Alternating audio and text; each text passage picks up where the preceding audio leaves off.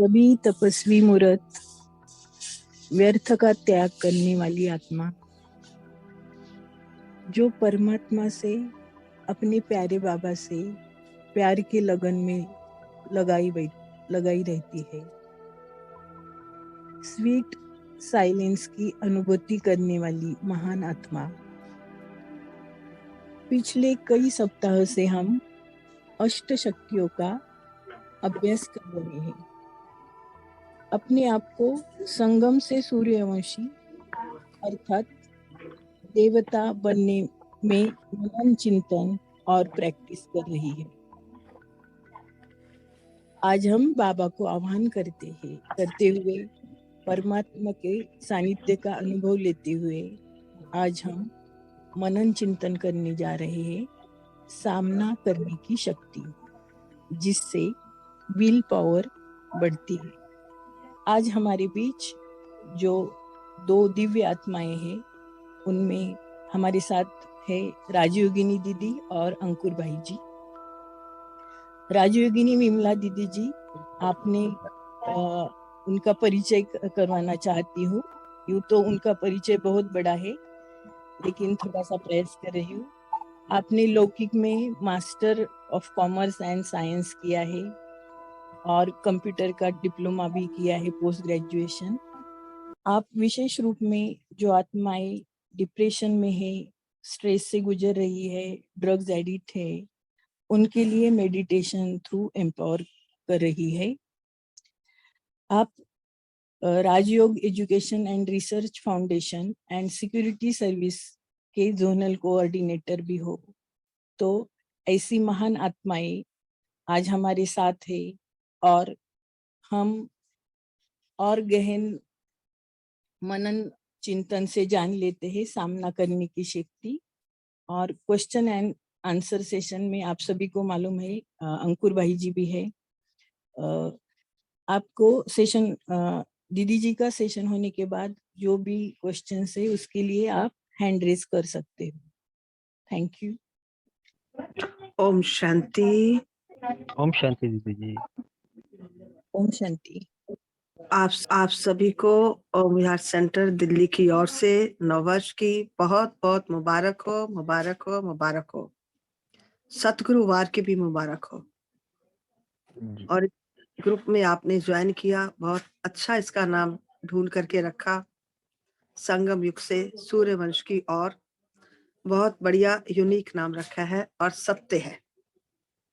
सभी जानते हैं हम संगम युग में हैं और सभी को ये भी पता है हमें सूर्यवंश में जाना है। सभी सूर्यवंश की तैयारी भी कर रहे हैं। उसी तैयारी के लिए ही बाबा हमें अष्ट शक्तियों से श्रृंगार रहे हैं, जिनमें से एक शक्ति है सामना करने की शक्ति, जिसका हमें बहुत चतुराई से उसको पहचान करके सामना करना है।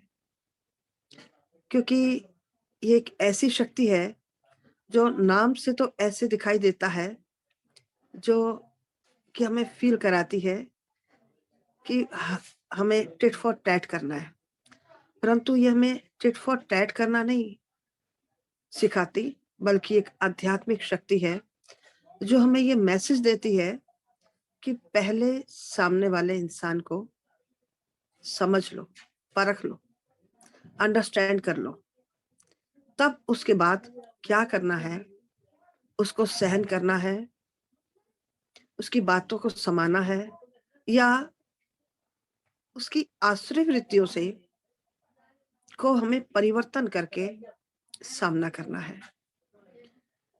तो ये शक्ति हमें माया पर जीत पाना भी सिखाती है।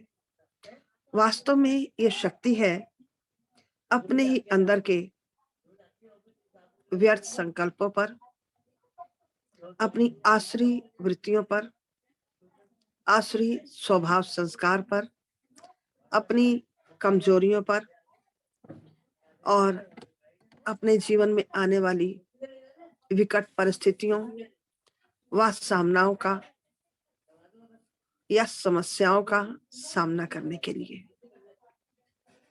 तो इन सब का हमें डट कर सामना करना है। लेकिन सामना करने के लिए जरूरी है कि हम अपने अंदर पहले कुछ और शक्तियों को बढ़ावा दें।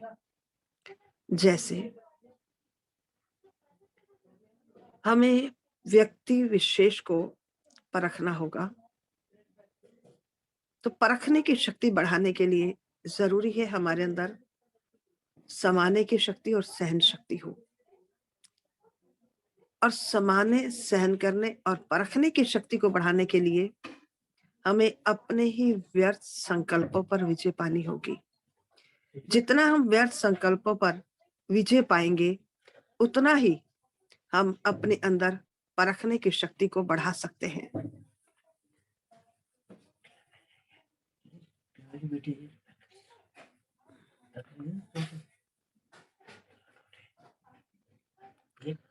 तो हम अपने अंदर व्यर्थ संकल्पों को समाप्त करने के लिए विशेष ये स्वमान रखें कि हमें व्यर्थ संकल्पों से मुक्त और समर्थ श्रेष्ठ संकल्प रचने हैं। अर्थात हर दिन हम ये फील करें, मैं व्यर्थ संकल्पों से मुक्त समर्थ संकल्प रचने वाली आत्मा हूं। इसका रोज अभ्यास करना है, क्योंकि कोई भी दिन ऐसा नहीं जाता है जब हमारे अंदर व्यर्थ संकल्प ना आए। व्यर्थ संकल्प आना माना परखने की शक्ति और डिसीजन मेकिंग पावर को वीक करना, क्योंकि हमारी मेमोरी को वीक करती है। जहां मेमोरी वीक हुई तो हमारी डिसीजन मेकिंग पावर वीक हुई, और डिसीजन मेकिंग पावर वीक हुई तो परखने की शक्ति भी वीक है, तभी तो डिसीजन नहीं ले पाते हैं।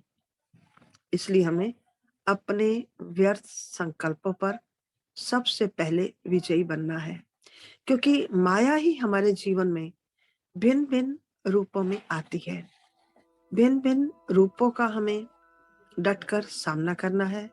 शिव शक्ति बनकर सामना करना है, काली बनकर सामना करना है। इसलिए दुर्गा के 9 रूपों में एक रूप दिखाया गया है काली। सारे रूप दुर्गा के बहुत अच्छे अच्छे हैं, बहुत सुंदर हैं, बहुत आकर्षित करने वाले हैं, लेकिन एक काली का रूप ही ऐसा है जो आकर्षित करने वाला नहीं, सुंदर नहीं। अर्थात मायाजीत बनने के लिए हमें काली बनकर सवार होना होगा माया पर। इसलिए माया को पेपर टाइगर भी कहते हैं। दुर्गा की सवारी शेर पर भी दिखाते हैं। तो शेर पर तो वैसे कोई सवारी नहीं कर सकता ना।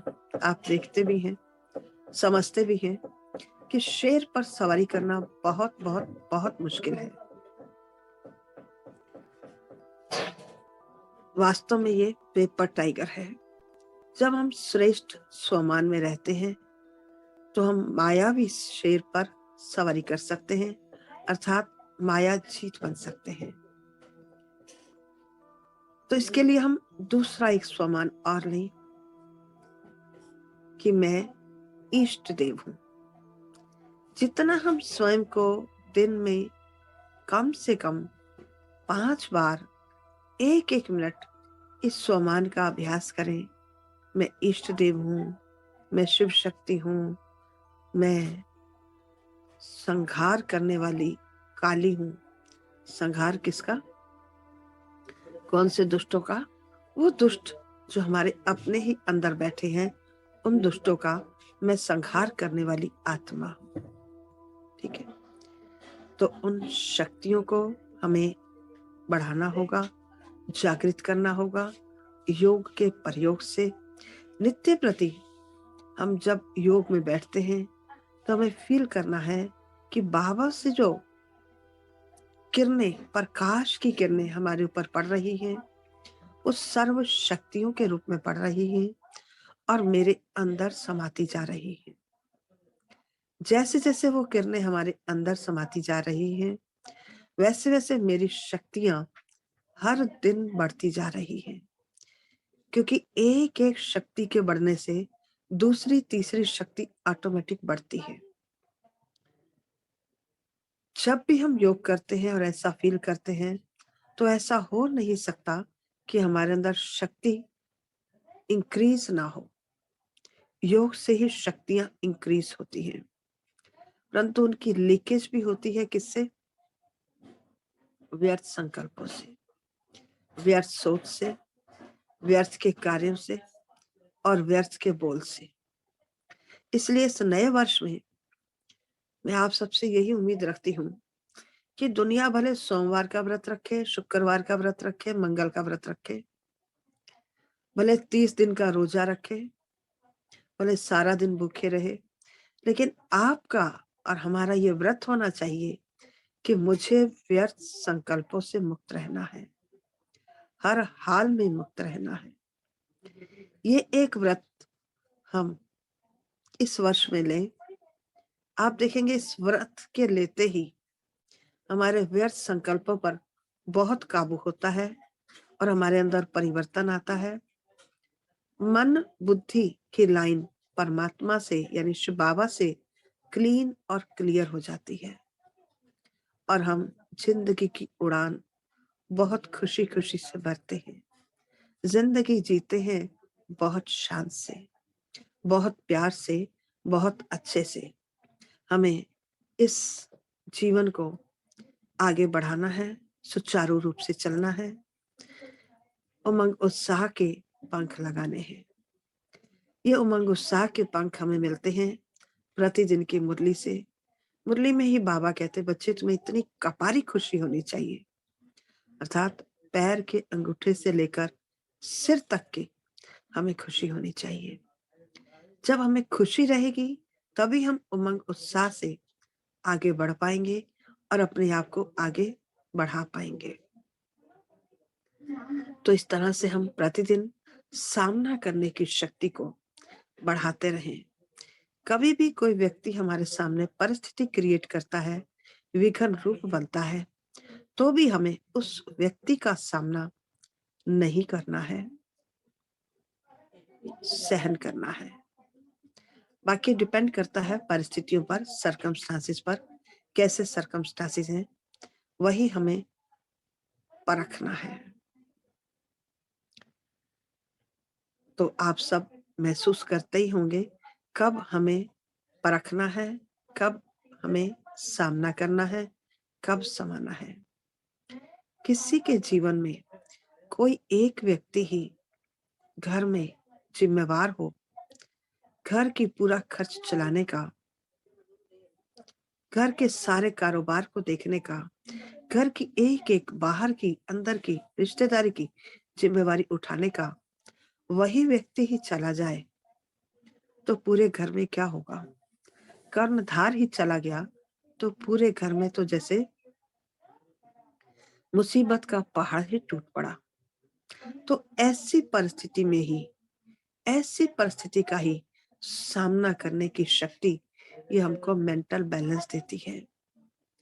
आप सबने कुछ समय पहले सुना था कि भारत में जगह जगह पर ट्रांजिस्टर के रूप में बम्स मिलते थे और जो उस ट्रांजिस्टर को, पेन को या ऐसी वस्तु को हाथ लगा लेता था तो हाथ लगाते ही बम ब्लास्ट हो जाता था और बम ब्लास्ट होने पर ही कई लोग मर जाते थे।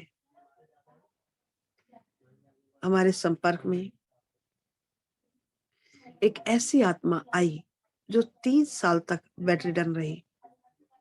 कारण मेंटल बैलेंस खो चुकी। कारण कि जो दिल्ली में लाजपत नगर है, सेंट्रल मार्केट है, वहां एक बम ब्लास्ट हुआ और उसमें उसका इकलौता बेटा चला गया। पति पहले ही नहीं था, संतान एक ही थी, वो भी चली गई और वो बहन डेसू में सर्विस करती थी। इस सदमे को सहन न कर पाई और बिस्तर पर पड़ गई। 3 साल उस बहन ने ऑफिस की छुट्टी की, बिस्तर पर पड़ी रही। अब आप सोचो, बिस्तर पर पड़े हुए के लिए जब घर में कोई और फैमिली मेंबर ही नहीं है, कौन देखेगा? कैसे उसकी परवरिश होगी? तब उसको ब्रह्मा कुमारी संस्था के विषय में बताया गया। ब्रह्मा कुमारी बहनें, क्योंकि वो बेड रिडन थी, सेंटर पर आ नहीं सकती थी और कैसे सीखती हो इस ज्ञान को, कैसे सीखती योग को? तो उसी की ही कोई शुभचिंतक जो कि सेंटर में आती थी, बहनों को उसके घर लेकर के गई, उसके घर पर ही जाकर के कोर्स कराया और मात्र 1 महीने के अंदर-अंदर वो बेड से उठ खड़ी हुई और 2 महीने के अंदर-अंदर उसने ऑफिस जॉइन कर लिया। तो इतनी शक्ति हमें इस राजयोग से मिलती है, जो हम अपना मानसिक संतुलन बनाए रखें। कभी ऐसा भी हो सकता है कि कभी हमारा व्यापार बहुत अच्छा चल रहा है और एकाएक उसमें घाटा पड़ना शुरू हो जाता है और इंसॉल्वेंट डिक्लेयर हो जाते हैं। जब इंसॉल्वेंट डिक्लेयर हो जाते हैं, तो उस समय मनुष्य की मानसिक स्थिति डगमगा जाती है। ये सामना करने की शक्ति ही जो योग के द्वारा हमने प्राप्त की होती है, उस विकट परिस्थिति का हमें सामना करने का बल भरती है। तो जीवन में ऐसी अनेक परिस्थितियां आती रहती हैं। कोई तो ये भी कहते हैं कि मैंने जब से होश संभाला है, मैंने कभी सुख नहीं पाया है, कभी सुख नहीं देखा है। यहाँ भगवान के घर आकर, बाबा के घर आकर ही मेरा मन और बुद्धि शांत हुआ है और हमने सुख पाया है।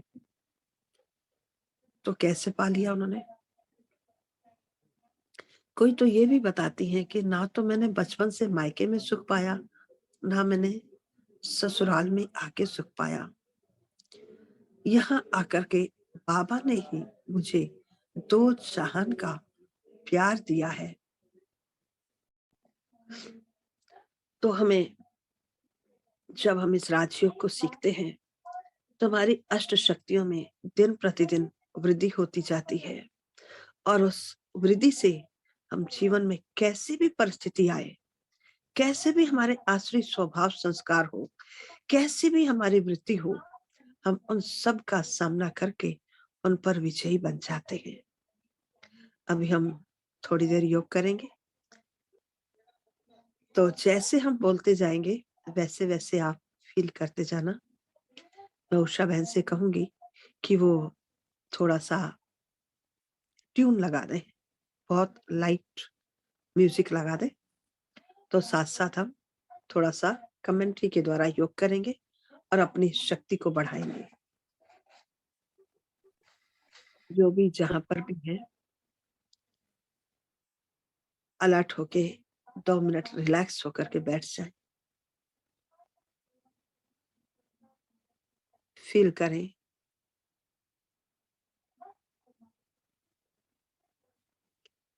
मैं इस शरीर रूपी रथ पर सवार राजा हूं।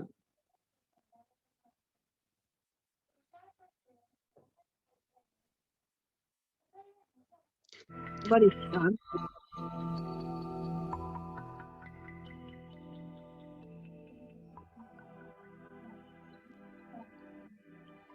इस रथ पर सवारी करता हूं।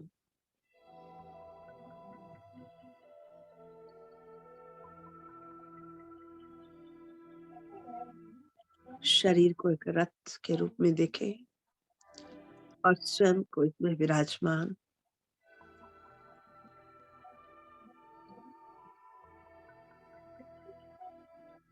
राजा के रूप में देखें।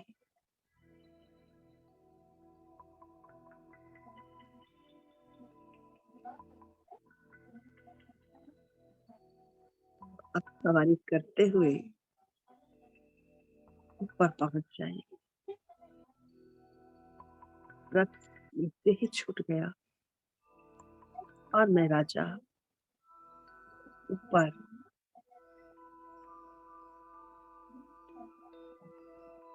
अपने मालिक मीठे प्यारे श्री बाबा के पास पहुंच जाता हूँ।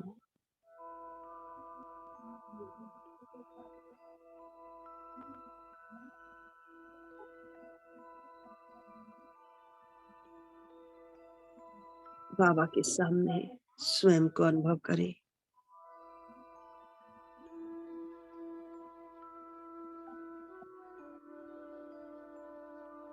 बाबा से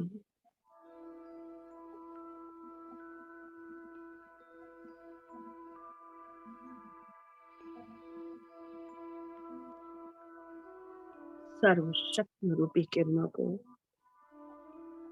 अपने अंदर प्रवेश करते हुए महसूस करें।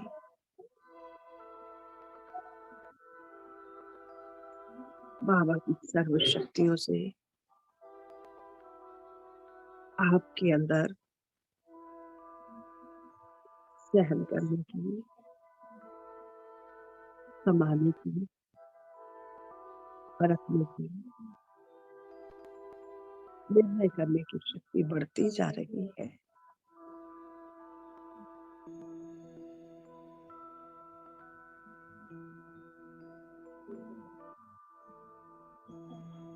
अपनी ही आसुरी वृत्तियों को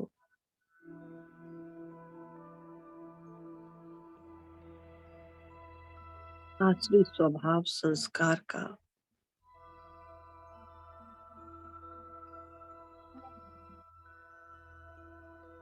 अपने ही कमजोरियों का,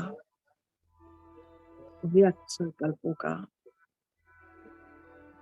सामना करने की शक्ति बढ़ती जा रही है।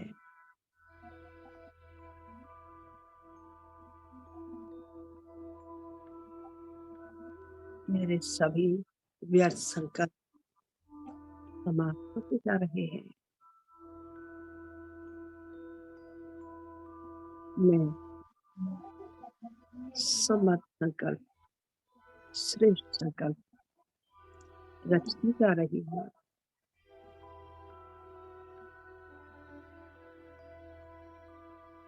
माया मेरे सामने ऊपर टाइगर बन गई है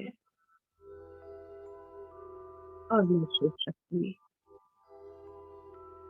इस पेपर टाइगर पर सवार हो गई हूँ।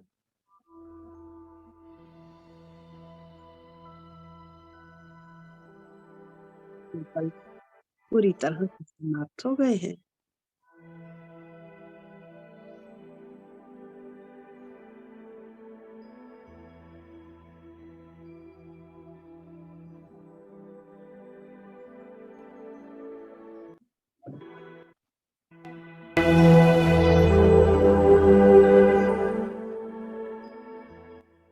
अपनी एक एक कमजोरी को देखते जाए और फील करते जाए। मेरी एक एक कमजोरी पर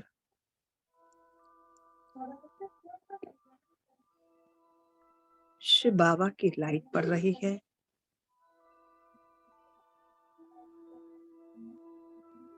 और वह कमी कमजोरी समाप्त होती जा रही है। गुणों के रूप में, शक्तियों के रूप में वह कमी कमजोरी परिवर्तित होती जा रही है।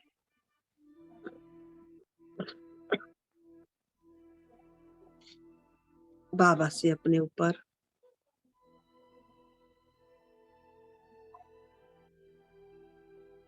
सर्व शक्तियों की किरणें लेते हुए पूरे विश्व की हर आत्मा पर दृष्टि डालते हुए दृष्टि के द्वारा उन्हें वो सर्व शक्तियों से चार्ज करते रहे। विभिन्न आत्माएं भी विश्व की सर्वात्माएं भी अपनी ही आसुरी वृत्तियों से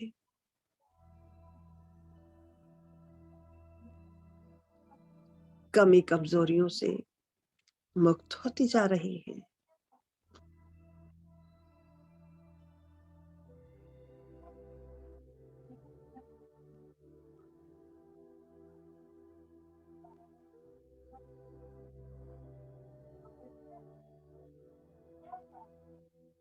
अपने अंदर सर्व शक्तियां भरते हुए धीरे धीरे वापस अपने इस साकार शरीर में प्रवेश कर जाए।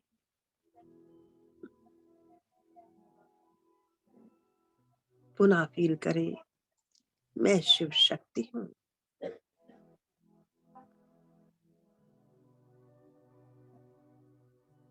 ओम शांति शांति।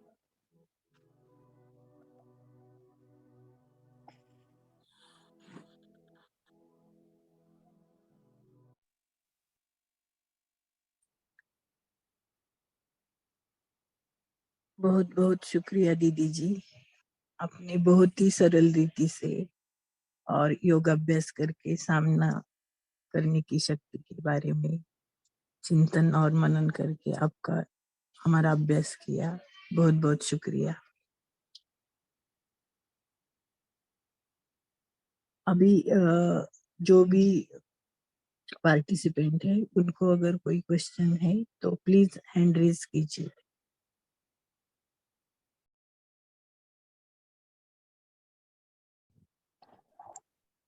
ओम शांति दीदी।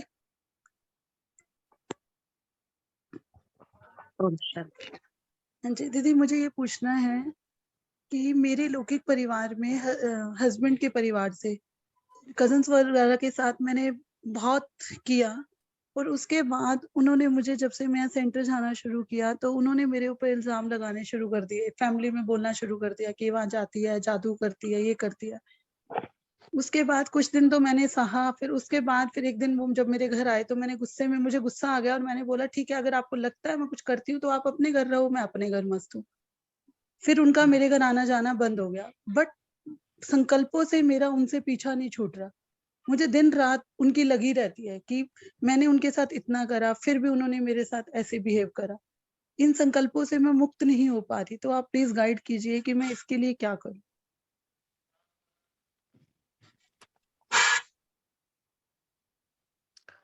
देखो, कोई भी हमें, ये तो सृष्टि का नियम है, कोई भी हमें यूं ही दुख तो नहीं देता है।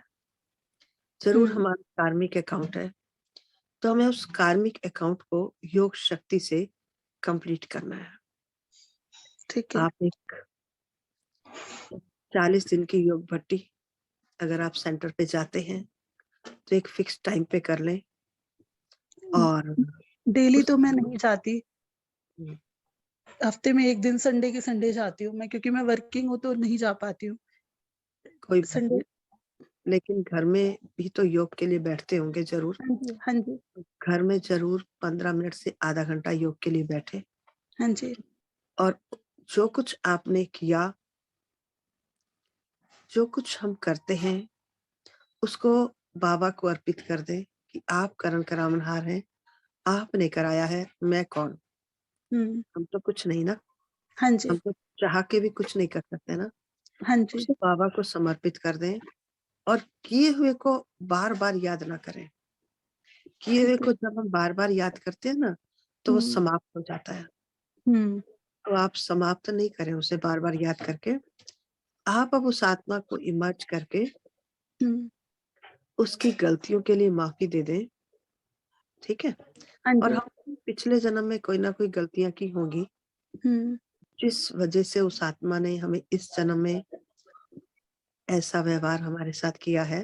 तो पिछले जन्मों की अपनी गलती के लिए माफी मांग लें, और इष्ट देव बन करके उस आत्मा को दुआएं दे।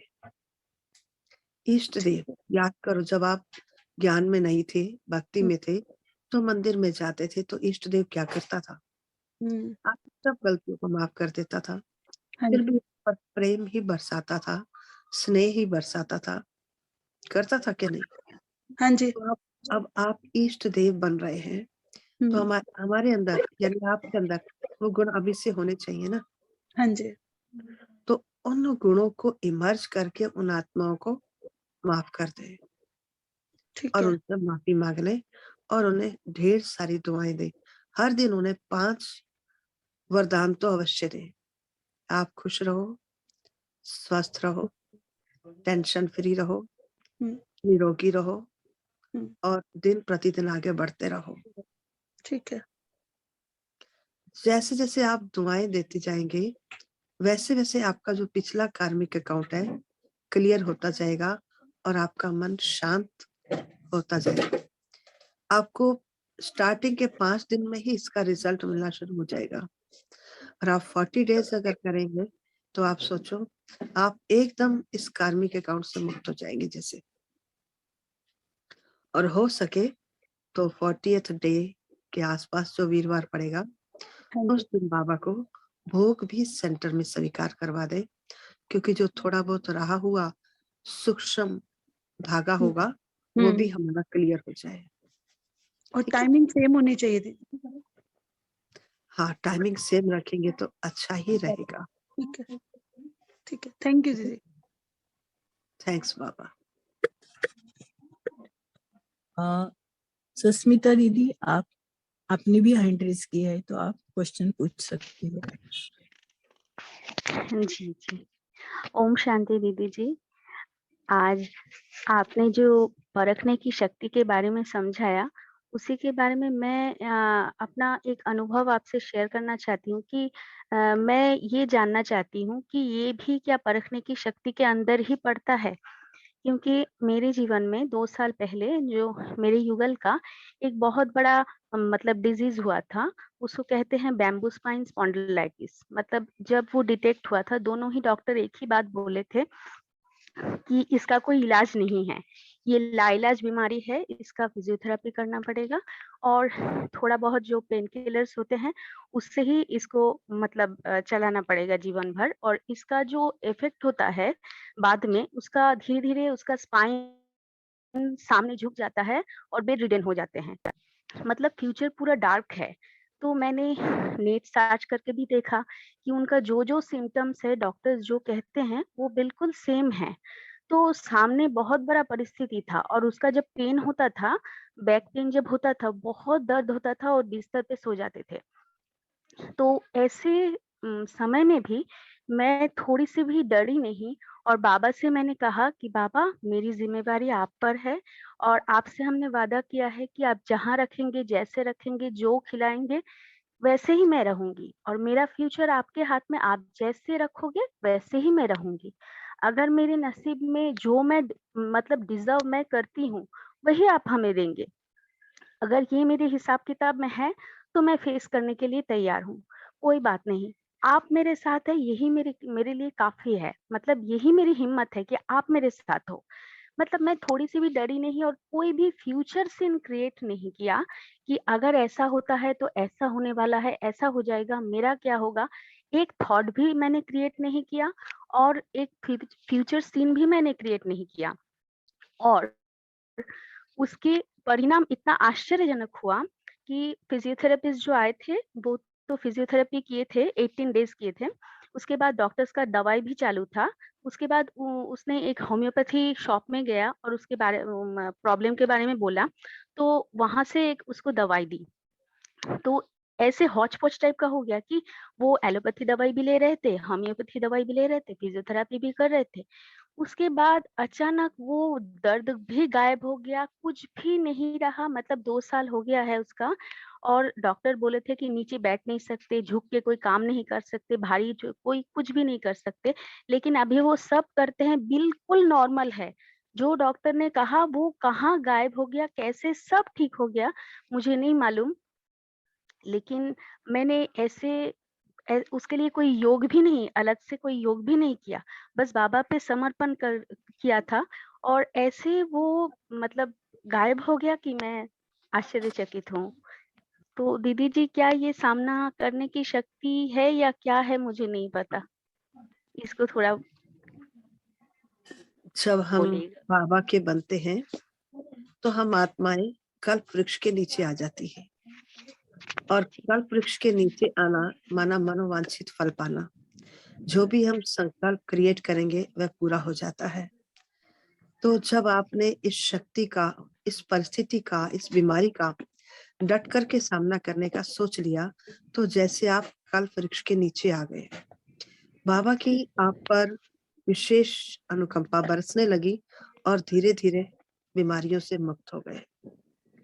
ये भी जी आपका बहुत सौभाग्य है बाबा का बहुत बहुत थैंक्स है, क्योंकि ऐसे में अगर नेगेटिव थॉट आ जाए तो बीमारी लंबी खिंच जाती है, ठीक होना मुश्किल हो जाता है। जी दीदी जी। बीमारी बता दी ना डॉक्टर्स ने, बुद्धि में ये हाँ। बात घर कर जाती है तो अब ठीक होना बहुत मुश्किल हो जाता है। जब हम इसका डटकर सामना कर लेते हैं, अर्थात बाबा तू ही जानी जाननहार है, आपको ही करना है जो भी करना है, समर्पण किया तो बाबा जिम्मेवार हो जाता है और हमारे लिए वही करता है जो हमारा कल्याणकारी है, जिसमें हम भी खुश रहें, स्वस्थ भी रहें और निरोगी भी रहें। तो बाबा का विशेष थैंक्स आपकी तरफ से मैं भी करती हूँ। जी दीदी जी। नेगेटिव थैंक संकल्पों से मुक्त रहना कोई आसान काम नहीं है ऐसी बीमारियों में। जी दीदी जी, तो आपको ये तो मुबारक। थैंक यू दीदी जी। और दीदी जी, मतलब हर पल ना बाबा जो खुशी देते हैं, मुरली द्वारा जो खुशी देते हैं, उसमें इतना झूमते हैं, इतना खुशी से झूमते हैं कि सच में ये फील होता है कि बाबा को पाया और हमने क्या पाया। वो खुशी ही, मुझे लगता है कि वो खुशी ही ना सारे विघ्नों का नाश करती है। ये एक नहीं, ये बहुत सारे अनुभव है, बहुत बड़े-बड़े और बहुत आश्चर्यजनक अनुभव है कि खुशी और बाबा के ऊपर समर्पण, ये मेरे जीवन में बहुत सारे विघ्नों को नाश किया है दीदी जी। थैंक दीदी जी। ओम। बहुत बढ़िया, आगे भी आप इसी खुशी में रहें, यही मेरी शुभकामना है, और माया जीत विघ्न जीत बनते रहे, वरदानी मूर्त बन जाए। ओके, मनीषा दीदी आपने भी हैंड रेज किया है, तो आप अपना क्वेश्चन पूछ सकते हो। ओम शांति दीदी। ओम शांति। दीदी वैसे मेरा क्वेश्चन काफी क्लियर हुआ है इस एक्सपीरियंस से। मैं बस इतना पूछना चाह रही थी कि ये हम कैसे जज करें, कहाँ सामना करना है, कहाँ समाना है, कहाँ सहन करना है, क्योंकि कई बार सहन तो करते चले जा रहे हैं और दूसरों से तो मतलब नेगेटिविटी मिलती ही जा रही है। तो सामना किस सिचुएशन में हमें करना है, सामना करने की शक्ति को कब यूज करना है? देखो, दूसरों से हमें नेगेटिविटी मिल रही है, लेकिन हमें लेनी नहीं है। हमें उस नेगेटिविटी को पॉजिटिविटी में कन्वर्ट कर देना है, यही हमारा सामना करना है। हमें किसी व्यक्ति विशेष का तो सामना करना ही नहीं है। जो वो नेगेटिव दे रहे हैं उसको नेगेटिव ना लो, पॉजिटिव में कन्वर्ट कर दो। ठीक है, एक आपका एग्जांपल बताती हूँ। हमारे पास एक बहन आती है जिसका आज से 8 साल पहले 24 जून के दिन, जून के मास में बेटे ने शरीर छोड़ दिया।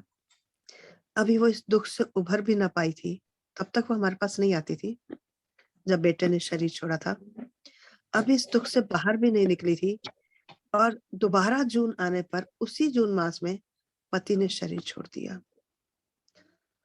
और हमारे पास जब पति ने शरीर छोड़ा तो हमारे पास आते हुए मात्र 2 मास हुए थे। 10 मास तक वो कितना रोई है वो जानती है।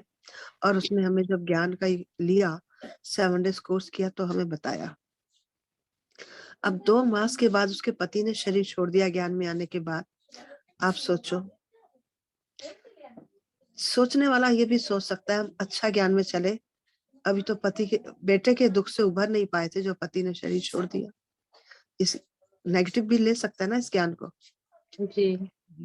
लेकिन नहीं, जब उसके पति ने शरीर छोड़ा, वो हस्बैंड के पास हॉस्पिटल में नर्सिंग होम में थी, और उसकी बेटी को जैसे ही पता चला वो सीधी सेंटर आई। तब तक सेंटर में बैठकर योग करती रही जब तक कि उसके पापा की बॉडी को लेकर के वो घर नहीं आ गए। अब आप सोचो कितना बड़ा निश्चय है। 2 महीने के अंदर इस माँ बेटी को हो गया। जो पिता ने शरीर छोड़ा है और वो सेंटर पर आकर बैठकर योग कर रही है। घर में कितनी बड़ी परिस्थिति है, उस समय कितनी तैयारी चाहिए, जगह खाली करो, ये करो, उसको फोन करो, उसको करो। लेकिन उस बच्ची ने, जॉब करती है वो आज की डेट में, तब उसकी नई नई जॉब लगी थी, और उस बच्ची का निश्चय देखो कितना तगड़ा है। उधर पापा की बॉडी को लेने के लिए फॉर्मेलिटीज पूरी हो रही है, और वो हॉस्पिटल नहीं जा रही है, मम्मी को नहीं संभाल रही है, इधर आके योग कर रही है।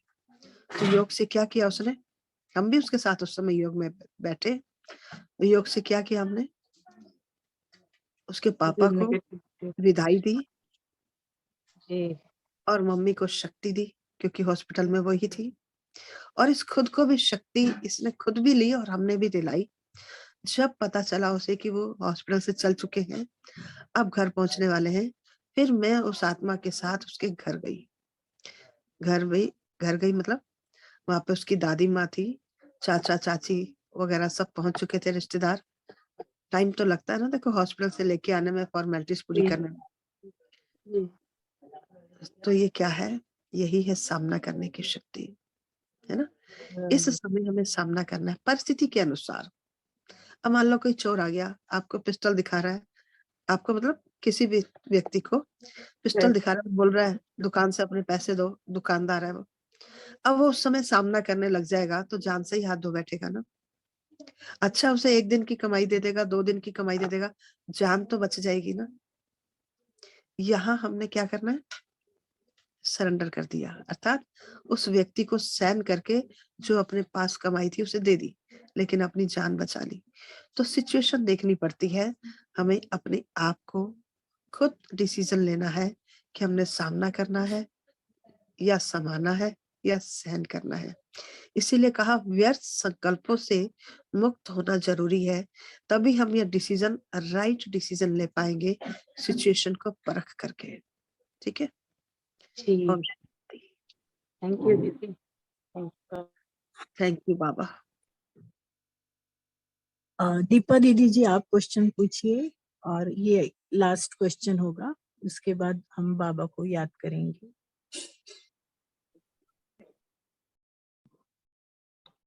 ओम शांति दीदी, आवाज सुनाई दे रही है क्या? ओम शांति। एक्यूरेट सुनाई दे रही है। हाँ दीदी, अभी आपने बोला ना कि समाने का मुझे कंफ्यूजन हो रहा है, मतलब परखने की शक्ति, समाने की शक्ति और सामना करने की शक्ति, कंफ्यूजन हो रहा है मुझे। मतलब अभी जो आपने एग्जांपल दिया है ना, वो सिचुएशन का था। तो जब आत्मा जब आती है तंग करने को, जैसे मतलब मेरी बहन है, सगी बहन, मैंने उसको बहुत बचपन से बहुत अच्छा मतलब जितना कर सकती थी उतना किया, लेकिन वो मतलब समझ ही नहीं पा रही है कि मैंने कितना किया है उसके लिए। वो और ऐसा करती है, और जब उसके मन के हिसाब से नहीं होता है तो वो झगड़ा निकालती है, ऐसा वैसा। तो मैं अभी थक गई हूँ, अभी मैं सोच रही थी उसके साथ रिलेशनशिप ब्रेक करूँ। तो मुझे कुछ समझ में नहीं आ रहा। मुझे पता है कि कुछ स्ट्रॉन्ग कार्मिक अकाउंट है, इसलिए मैं योग में उसको ये अच्छा ब्लेसिंग वगैरह देती हूँ और माफी भी मांगती रहती हूँ उसको उससे योग में। लेकिन फिर भी कुछ मतलब ऐसा असर नहीं हो रहा है, बीच बीच में उसका कुछ ना कुछ निकलता ही रहता है, झगड़ा करती रहती है वो। आपने उस आत्मा के साथ माफी लेना देना तो आपने बताया आप कर ही रहे हो, और दुआएं भी दे रहे हो। साथ साथ उस आत्मा को रोज थैंक यू करो कि आप तो बहुत महान आत्मा हो, मेरी सहयोगी आत्मा हो। आपकी वजह से मेरे को योग अधिक लगाना पड़ता है और मैं योग में अधिक समय दे पाती हूँ। और जैसे मैं आपको साकाश दे रही हूँ, ऐसे संसार में अनेक आत्माएं हैं। बहुत सारी आत्माओं के साथ ऐसे हिसाब किताब चल रहे हैं आजकल, अंत का समय है ना। तो उन सब आत्माओं को भी साथ ही साथ साकाश दे दो, पूर्वज आत्मा बन के। आप अकेले सिचुएशन को फेस नहीं कर रहे हो। इस समय संसार में 80% से अधिक लोग ऐसी सिचुएशन को फेस कर रहे हैं, फील कर रहे हैं, और कोई भी इस बात को समझ नहीं पा रहा है कि सिचुएशन से हम ओवरकम कैसे हों। तो ऐसी सिचुएशन को ओवरकम करने के लिए हमें अपने योग को बढ़ाना होगा और उस आत्मा का धन्यवाद करके उसे महान आत्मा के रूप में रोज कहो, आप मेरी सहयोगी आत्मा हो, मुझे तंग करने वाली नहीं हो, सहयोगी आत्मा हो। आपकी वजह से तो मेरा योग बढ़ रहा है, मैं लगन से योग कर पा रही हूँ, बाबा से मेरी लगन बढ़ रही है, क्योंकि ऐसी परिस्थितियां और ऐसी आत्माएं ही हमारी बाबा से लगन बढ़ा देती हैं। आप देखो, जो आत्माएं छुटेली होती है ना, छुटेली मतलब जिन्हें किसी प्रकार का कोई बंधन नहीं है, घर से कोई रोक टोक नहीं, कोई सिचुएशन नहीं आ रही, अलबेली हो जाती है। धीरे धीरे उनकी मुरली भी मिस होती है, योग भी मिस होता है, अलर्टनेस भी कम हो जाती है। तो हमें ऐसी आत्माओं का विशेष दिल से धन्यवाद करना है। जल्दी हमारा कार्मिक अकाउंट पूरा होता है। ठीक है, ओम शांति। थैंक यू दीदी। दीदी लेकिन एक बार फिर से आप जरा एग्जाम्पल से, मतलब सिचुएशन का एग्जाम्पल नहीं, ऐसा आत्मा का एग्जाम्पल आता है ना, जो व्यक्ति सामने आते हैं जीवन में, तो उनके हिसाब से आप जरा थोड़ा डिटेल में समझाएंगे क्या? परखने का मतलब क्या करने का, सामना करने का मतलब क्या करने का, और समाने का मतलब क्या करने का? क्योंकि सामना करने का मतलब झगड़ा नहीं करने का, बराबर ना, और गुस्से का वगैरह फीलिंग भी नहीं लाने का, बदुआ भी नहीं देने का, इसका मतलब सामना कर, मतलब थोड़ा सा कंफ्यूजन है। मतलब व्यक्ति जब सामने आता है ना, ऐसा तो सिचुएशन समझ में आता है मुझे कैसे हैंडल करना है, लेकिन जब व्यक्ति सब सामने आता है ना, तो समझ में नहीं आ रहा है कि परखने का है, क्या सामना है, या समझना है। देखो, परखना है आपने उस व्यक्ति को, यानी अपनी सिस्टर को, उसके स्वभाव संस्कार को, उसके स्वभाव संस्कार को शुभ भावना देकर परिवर्तन करना है। परखना है किसको? बहन के, आपकी बहन ही है ना, उसके स्वभाव संस्कार को, कि उसकी नेचर ही ऐसी है, और उसको परिवर्तन करने के लिए बाबा से साकाश लेकर के देना है। और अपने हिसाब किताब के लिए तो आप कर ही रहे हो, ठीक है। और अगर आपको ज्यादा लगता है तो एक महीने में कोई भी एक वीरवार आप सिलेक्ट कर लें, पहला, दूसरा, तीसरा, चौथा या पांचवा, लगातार 5 महीने तक उस आत्मा के नाम से सेंटर में भोग लगवा देना। कोई भी एक वीरवार, दूसरा या तीसरा या चौथा या पहला, ठीक है। तो वो अकाउंट वहां पे क्लियर होना शुरू हो जाता है, क्योंकि वो आत्मा जो है ना, आपसे एक्सपेक्टेशन ज्यादा रखती है और अपने कर्तव्य को कम समझ रही है, इसलिए उसका व्यवहार आपके प्रति ऐसा है। तो उसके प्रति एक संकल्प ये भी दें कि आप संतुष्ट आत्मा हो, सुखी आत्मा हो, खुश दिल आत्मा हो, और हो सके तो वो भोग उस तक जरूर पहुंचा देना, ताकि वो स्वीकार कर ले। हमें यहाँ झुकना पड़ता है। जितना हम झुकेंगे उतना हमारा कार्मिक अकाउंट जल्दी क्लियर होता है। हमारी ईगो बीच में आ जाती है ना, तो हमारे कार्मिक अकाउंट को क्लियर नहीं होने देती। इसीलिए बाबा ने हर स्वमान में आत्मा शब्द जुड़वाया है। आप देखो, जितने भी स्वमान है सब में आता है लास्ट में, मैं आत्मा हूँ। जैसे मैं शांत स्वरूप आत्मा हूँ, मैं सुखी आत्मा हूँ, मैं सुख स्वरूप आत्मा हूँ, मैं विशेष आत्मा हूँ। आत्मा कहना माना ही आत्मिक स्थिति को फील करना और आत्मिक स्थिति में स्थित होना, जो हमें ईगो से यानी अहंकार से मुक्त करती है। अहंकार ही दो लोगों के बीच में आकर उनके अंदर मन मुटाव पैदा कराता है, ठीक है। अच्छा तो दीदी, और रिलेशन कभी भी ब्रेक नहीं करना चाहिए क्या? हमें रिलेशन ब्रेक नहीं होने देना है, ये सोचकर रिलेशंस के पीछे अपना टाइम वेस्ट नहीं करना है। ब्रेक करने की जरूरत नहीं है। ऐसी आत्माएं तो हमें नष्ट मोहा बनाती है। अपने आप इनके साथ हमारा उठना बैठना इनके व्यवहार के कारण कम हो जाता है और हम इनके प्रति नष्ट मोहा बन जाते हैं। लेकिन अपनी जिम्मेवारी समय समय पर हमें निभाते रहना है। जिम्मेवारी से हमें पीछे नहीं हटना है। लेकिन रिलेशन बना रहे, उसके लिए हम जरा अटेंशन देंगे तो हमारा बुद्धि बार बार उसमें जाएगी और योग कम हो जाएगा, ठीक है। अच्छा, तो डिस्टेंस मेंटेन रखें तो चलेगा ना? डिस्टेंस मेंटेन रखेंगे तो चलेगा? डिस्टेंस तो उसके व्यवहार के कारण अपने आप ही बंद हो गया ना। मेंटेन क्या हाँ करना, जी, हाँ। अपने आप हुआ ही पड़ा है ना हाँ जी, डिस्टेंस। वो तो हम हाँ उस डिस्टेंस को भरने की कोशिश कर रहे हैं कि हमारा रिलेशन है ना। अब डिस्टेंस को व्यवहार के द्वारा नहीं, मनसा साकाश के द्वारा भरते हैं। ओके, ठीक है। ठीक है दीदी, बहुत बढ़िया। ओम शांति। ओम शांति दीदी, आपने बहुत ही सरलता और अनुभव के द्वारा क्वेश्चन एंड आंसर सेशन भी बहुत सारे जो तपस्वी ये थे उनके क्वेश्चन को जवाब दिया। तो बहुत बहुत शुक्रिया दीदी जी। थैंक यू बाबा। शुक्रिया बाबा का, वही सब करन करावनहार है।